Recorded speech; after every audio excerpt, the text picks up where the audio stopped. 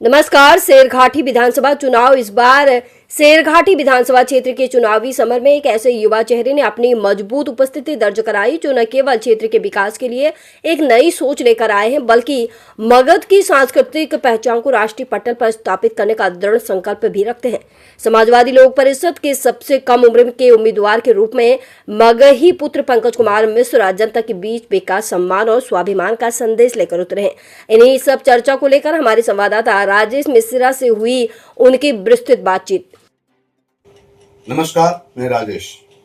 अभी हमारे साथ देख रहे हैं शेरघाटी विधानसभा से समाजवादी लोक परिषद के प्रत्याशी और मगधी पुत्र के नाम से जाने जाते हैं पंकज कुमार मिश्रा जी हैं। क्या कहना चाहेंगे शेरघाटी विधानसभा जो आप मैदान में उतर रहे हैं उसको लेकर क्या कहना चाहेंगे वहाँ के आम जनता को और क्षेत्रवासियों को? सबसे पहले राजेश जी आपने के प्रणाम करे थी कि अपने यहाँ तक अली हमारे इंटरव्यू लेवेला एकरा अपने के हम धन्यवाद देती। अपने के चैनल जे भी चैनल है तो जिकरा से लोग जुड़ल है तो उनका भी हम प्रणाम करे थी। और शेरघाटी के समस्त जागरूक जनता जे है, जे युवा है, महिला है, बुजुर्ग है, जे किसान है, हम सब के तहे दिल से प्रणाम करे थी। पंकज जी, सबसे पहले आप ये बताइए कि आपका मुख्य मुद्दा क्या है शेरघाटी विधानसभा क्षेत्र के लिए? देखो, सबसे पहले हम बतावल ही चाहे थी कि शेरघाटी हमारे तो पैतृक क्षेत्र है। हमारे शेरघाटी में ग्राम बनियाडी हमारे घर होलक और चूंकि हमारे वो कर्म भूमि भी रहलक है शेरघाटी और गया भी हमारे कर्म भूमि रहलक है, तो वहाँ जन्म ले ली है तो शेरघाटी तो हमारे एक तरह से माय हो गलन, ठीक है ना। और बाकी रहल मुद्दा के बाद तो सबसे पहले हम धन्यवाद करे थी समाजवादी लोक परिषद के जो शेरघाटी के लिए हमरा चुनलन, जहाँ से हम जन्म ले ली और वही जगह हमरा समाजवादी लोक परिषद जेकर राष्ट्रीय अध्यक्ष हिमांशु शेखर है और प्रधान महासचिव ऋचा झा जी है, तो वो हमरा शेरघाटी के लिए चुनलन। तो हम इसकरा ला हम समाजवादी लोक परिषद के तहे दिल से शुक्रिया अदा करे थी और उनका प्रणाम करे थी। लगातार आप मगही भाषा और मगध की अस्मिता को की बात करते हैं। जी जी। इससे आप अगर जीतते हैं तो विधानसभा में कैसे पारदर्शिता करेंगे? देखो, सबसे पहले हम अपने के बतावे चाहते कि पहले अपने जो क्वेश्चन के लिए है कि अपने के मुख्य मुद्दा क्या है, तो हम मुद्दे पे आवे थे। तो सबसे पहले अगर हमारे पार्टी जो है हमने के जो मुख्य मुद्दा है वो मगही के अष्टम अनुसूची में पहुंचावेला है मगही के, और एकरा ला हमने लगातार प्रयास करे थी। लगातार अभी हम बतावे थी मगही के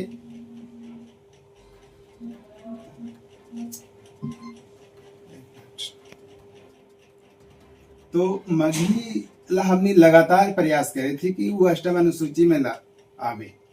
एकरा ला हमने मगही महापद यात्रा भी निकाल ली है।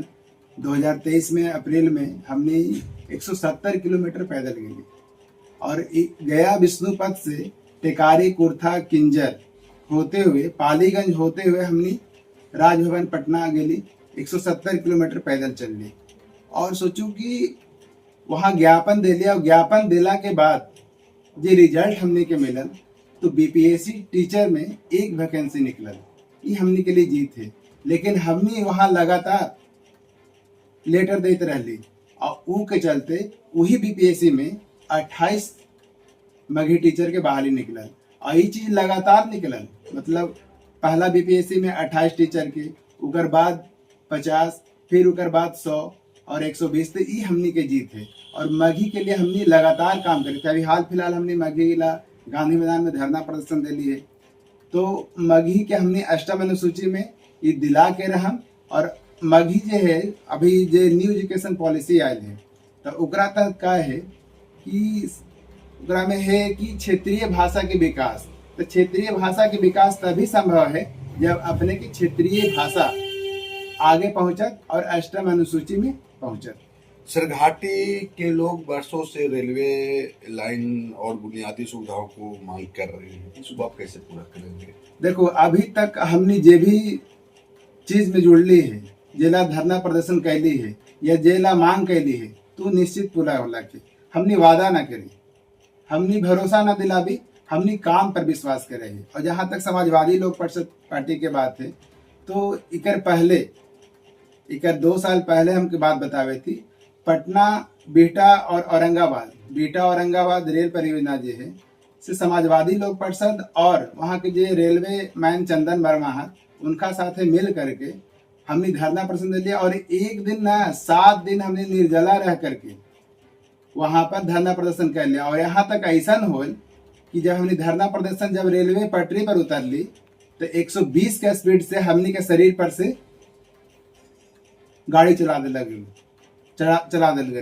लेकिन फिर भी जब समापन होलक तो समापन के तैसी बाद राम कृपाल यादव जी अलन हल और हमने के अनशन तुड़वालन हल और कुछ दिन बाद 300 करोड़ के सौगात मिलल। जहां तक कुछ काम न होलक है 300 करोड़ के सौगात मिलल और अभी 3000 करोड़। तो हम सरघाटी के लिए बतावल चाहे थे कि अगर हम सरघाटी में अगर जीते थी तो हाँ जनता चाहलन तो हम गया में भी धरना प्रदर्शन करके सरघाटी में धरना प्रदर्शन करके हम उ चीज के गया से जो सरघाटी तक जो रेलवे लाइन पास होलक है ओकरा ला हम एकदम कोशिश करब कि जितना जल्दी आवे। और अगर सरकार बन गई तो बहुत जल्दी आवत, और न तो चाहे सरकार बने या हमार न बने लेकिन फिर भी हमारे काम वहाँ पर जाए रहा तो सरघाटी के रेलवे लाइन जरूर दिला। आप विदेश यात्रा भी किए थे, वहाँ से आपने क्या सीखा और वहाँ क्या का जो का नियम और कानून जो है यहाँ किस तरह से आप लागू करेंगे? जी अभी 2 महीना पहले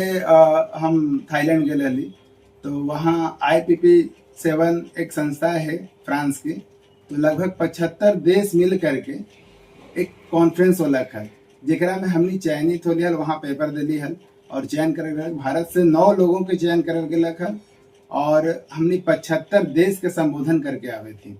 तो वहाँ हमने सीखली का कि वहाँ रोड है तो बिल्कुल चकाचक है, रोड पे एगो मने कुत्ता भी नजर ना आवे, एकदम बिल्कुल साफ सुथरा। वहाँ के एक दूसरा जो लोग है जो वहाँ के जो मुखिया है या वहाँ के जो हम गांव के इलाका में भी गेली है तो वहाँ के जो मुखिया है या वहाँ के जो लोग नेता है तो बिल्कुल एक दूसरा के जनता और लोग एक दूसरा में कोऑपरेट करके साथ ही चला है। तो ये चीज जनता और नेता के बीच में जो सामंजस्य की भावना जो है यहाँ पर वो बिल्कुल खत्म कर देना हम। जैसे कि देखा जा रहा है कि आपने अपना मैन्युफैक्चर तैयार किया है, उसको में आपने लिखा है कि महिलाओं को सम्मान और सुरक्षा। जी देखो ये कैसे संभव है? बिल्कुल संभव है। देखो बात है यहाँ पे कि हमने लगातार महिला सशक्तिकरण पे भी हमने काम करे थे। जो हमारे समाजवादी लोक परिषद होला तो लगातार महिला सशक्तिकरण पे काम हुए थे, फिर उसके बाद उनका शिक्षा पे भी काम हुए थे। जे महिला शिक्षा से वंचित है तो उनका भी हम शिक्षा देवे का माध्यम बनम। जे युवा बेरोजगार है तो एक नया मॉडल लाम ताकि युवाओं के शिक्षा में भी जो दिक्कत है या रोजगार में जो भी समस्या जो नियोजनालय है तो नियोजनालय से जो पंजीकृत जो लोग है तो देखा है कि जो टीचर के बहाली जो होलक है तो ओकरा में टीचरे के बड़ी सारा काम दे दिल है।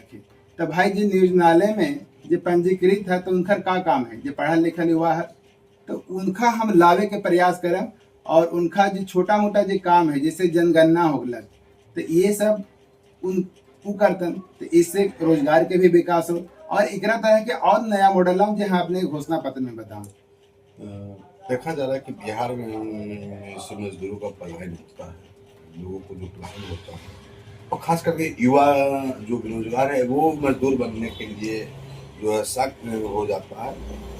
और इस पलायन को आप रोकेंगे कैसे विधानसभा क्षेत्र? देखो सरघाटी में जिस तरीका से हमने मगही में काम कैली है तो उस तरीका से हम कुछ ऐसा मॉडल लाम ताकि जे यहाँ के जो युवा बेरोजगार है जो शिक्षित युवा है तो उनका लिए हम पहले ही बोल ली कि जो पंजीकृत है नियोजनालय में, ठीक है ना, जो पंजीकृत है तो उनका हम काम देने की कोशिश करम, एक नया मॉडल तैयार करम और उनका पलायन से रोकम।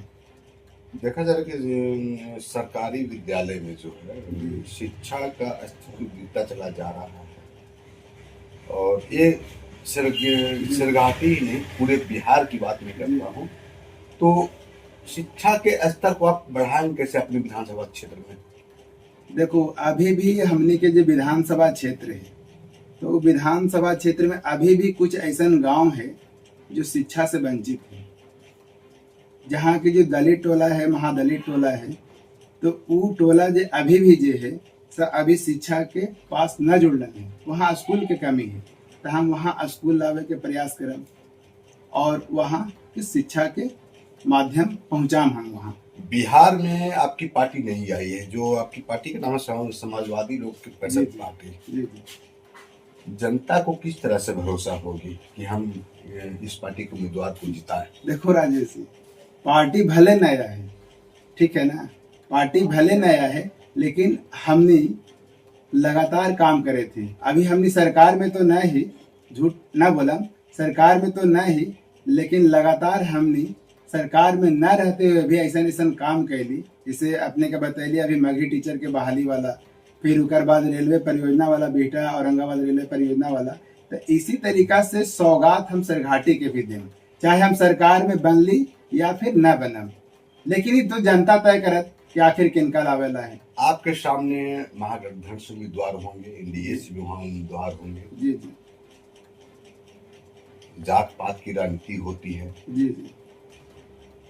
उस जात पात की राजनीति को तोड़ने के लिए क्या आपने कोई रणनीति बनाई है? देखो हमने के सबसे पहले एजेंडा है कि हमने के जात पात से कोई न लेना देना है।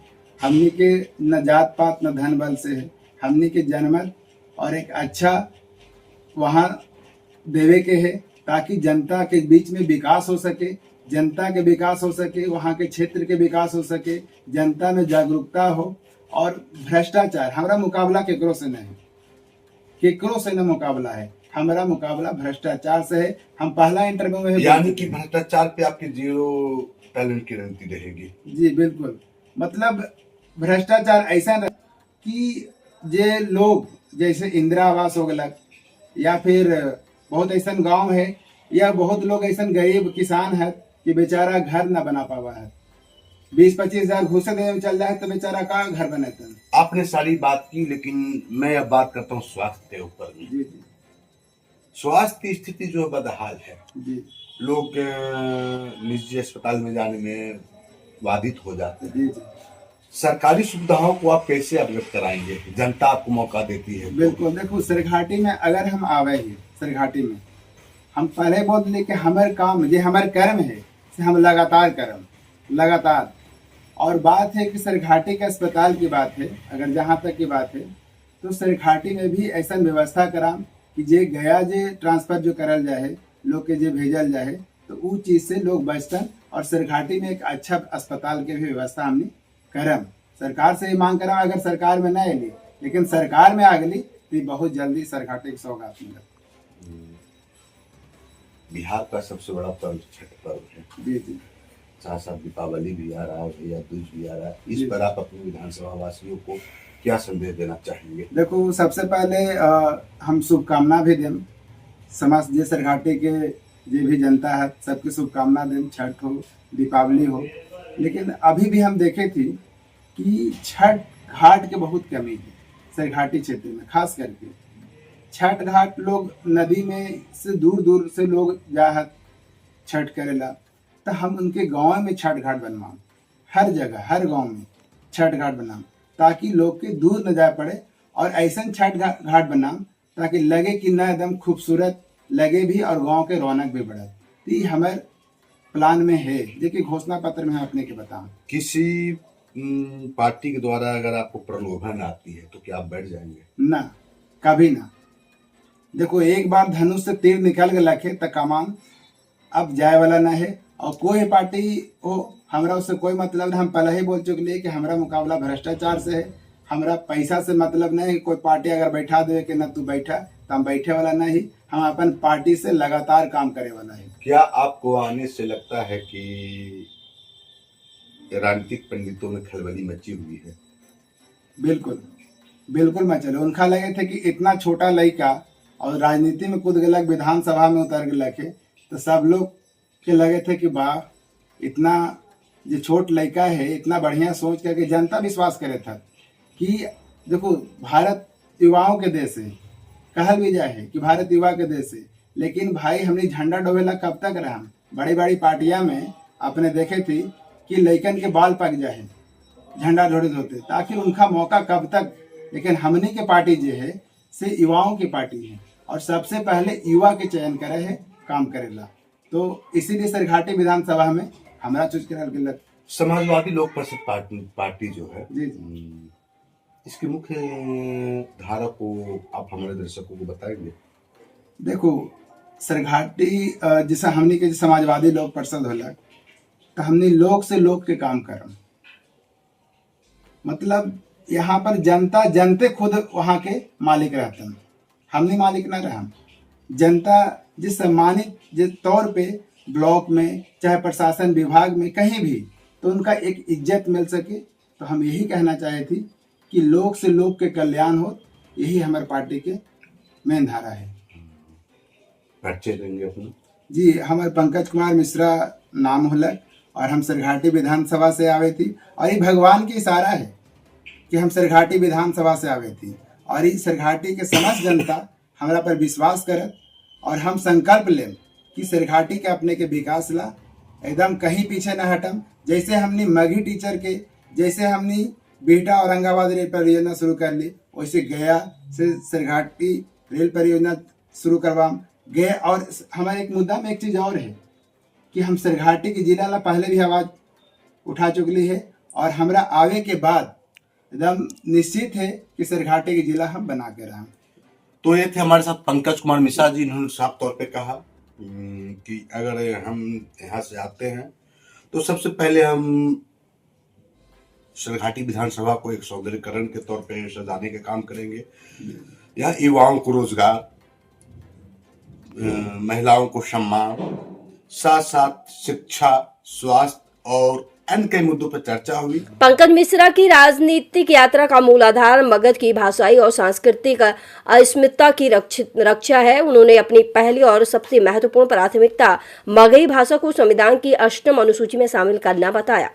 उनका मानना है कि करोड़ों लोग द्वारा बोली जाने वाली यह मीठी और समृद्ध भाषा आज भी अपने संवैधानिक अधिकार से वंचित है। वो कहते हैं, मगही केवल एक बोली नहीं बल्कि हमारी पहचान, हमारी विरासत और हमारे पूर्वजों का आशीर्वाद है। इसे इसका उचित सम्मान दिलाना मेरा पहला कर्तव्य है। जब हमारी भाषा को राष्ट्रीय स्तर पर पहचान मिलेगी तो मगध का गौरव स्वतः ही बुलंद होगा। मगही को उसका अधिकार मिलते ही इस क्षेत्र के साहित्य, कला और शिक्षा के लिए केंद्र सरकार के दरवाजे खुल जाएंगे, जिससे स्थानीय युवाओं को रोजगार के नए अवसर भी मिलेंगे। पंकज मिश्रा का विजन सिर्फ भाषाई सम्मान तक सीमित नहीं है, बल्कि वो शेरघाटी के सुनियोजित विकास का एक विस्तृत खाका प्रस्तुत करते हैं। राजेश मिश्रा से हुई यह वार्ता स्पष्ट करती है कि पंकज कुमार मिश्रा सिर्फ चुनाव लड़ने नहीं बल्कि एक दीर्घकालिक सांस्कृतिक और विकासात्मक क्रांति लाने के उद्देश्य से चुनावी मैदान में उतरे हैं। मगही अस्मिता और शेरघाटी को जिला बनाने का उनका संकल्प इस बार के चुनाव को एक नई दिशा दे सकता है।